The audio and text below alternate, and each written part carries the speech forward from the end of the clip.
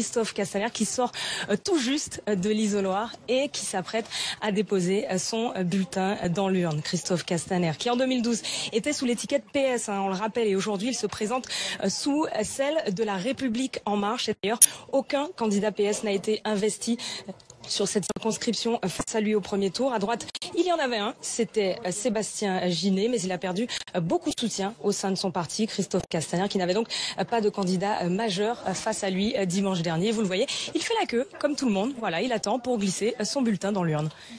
Virginie Saint-Silly avec Fanny Morel, le ministre en charge des relations avec le Parlement. Ils sont 6 à jouer leur fauteuil au gouvernement. A priori, ça se passe plutôt bien pour tous. Poste très important, Thierry Arnaud, chef du service politique de BFM TV, nous a rejoint. Relation avec le Parlement, ça a toujours été crucial. Oui, effectivement, il va y avoir beaucoup de travail dans les jours qui viennent, puisqu'il y a un agenda parlementaire chargé, il y a la volonté de faire siéger et travailler les députés peut-être jusqu'au début du mois d'août, de les mettre au travail tout de suite.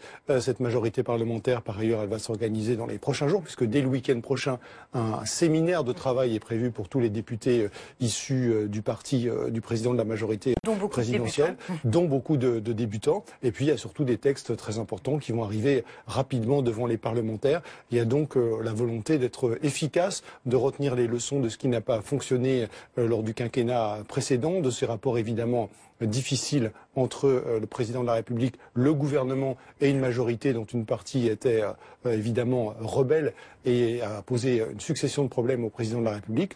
Donc c'est un poste effectivement clé, stratégique, pour lequel, ça vient d'être rappelé, Emmanuel Macron a choisi de nommer un homme de confiance, l'un des premiers à avoir quitté le Parti socialiste pour rejoindre son mouvement.